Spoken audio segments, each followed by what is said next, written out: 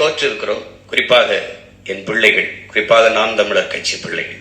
ஆனால் உலக வரலாற்றில் இவ்வளவு தோல்விகளை சந்தித்த ஒரு அரசியல் இயக்கம் இருக்காது. இது இருக்க போறதும் இல்லை, இருந்ததும் இல்லை. ஆனால் அந்த இயக்கம் கலைந்து போய்விடும், காணாமல் போய்விடும், சிதைந்து போய்விடும். ஒற்றை தோல்விக்கே ஓடி நொறுங்கி போனது கட்சிகள், பல கட்சிகள். இத்தனை முறை தோற்றும் சற்றும் தளராத அப்படியே அதே உறுதியோட ஒரு கட்சி இருக்கிறது என்றால், அதே புத்தெழுச்சியோடு எத்தனை இடைத்தேர்தல் வந்தாலும் அத்தனையும் எமக்கான களமாக கருதி மறுபடியும் களத்திலே பாய்.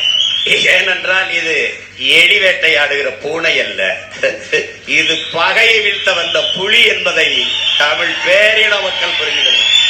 நாங்கெல்லாம் ரொம்ப சின்ன வயசுல வந்தோம். தமிழ்நாட்டு அரசியலே ரொம்ப சின்ன வயசுல வந்து கட்சி ஆரம்பிச்சோம் நான் தான். ஆனா 16 வருஷமா போராடிட்டு இருக்கேன்.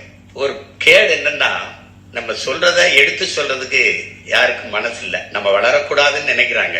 எதற்காக நாங்கள் வெல்லக்கூடாது என்று நீங்கள் நினைக்கிறீர்களோ அதற்காகத்தான் நாங்க வென்றே தீர வேண்டும் என்று போராடுவோம்.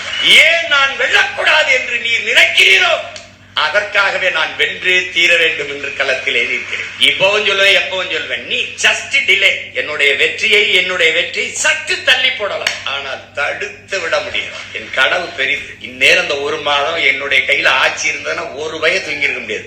என்னென்னவோ நடக்குது நாட்டுல இருப்பான். பொம்பளை பிள்ளைய வன்முறை செய்து 10 வயசு பிள்ளைய கொண்டு விட்டான்னா அவங்க அம்மா குடிச்சிருந்தாலும், டேய் யாரா நீங்கெல்லாம், அம்மா குடிச்சிருந்தா பிள்ளைய கடத்திட்டு போய் வன்முறை செய்து கொலை செய்யணும்னு சட்டம் இருக்காடா? டேய் அவளே குடிச்சிருந்தாலும் தொடக்கூடாதுடா, அவளே குடிச்சிருந்தாலும் தொடக்கூடாது. சரிடா, என் தாயை குடிக்கிற நிலையில் தள்ளியவன். அதான்டா கேட்டீங்க. எந்த தவறையும் சரி செய்யறது என்ன? அப்படி அவர் செய்யலையா, இவர் செய்யலையா? இருக்கடா, அவங்களுக்கு இருக்கு. எவ்வளவோ பார்த்துட்டோம், இதை பார்க்க மாட்டோமா? ஒவ்வொருவரையும் பாருங்க, ஒவ்வொரு செயல்களையும் பாருங்க. ஒருத்தர்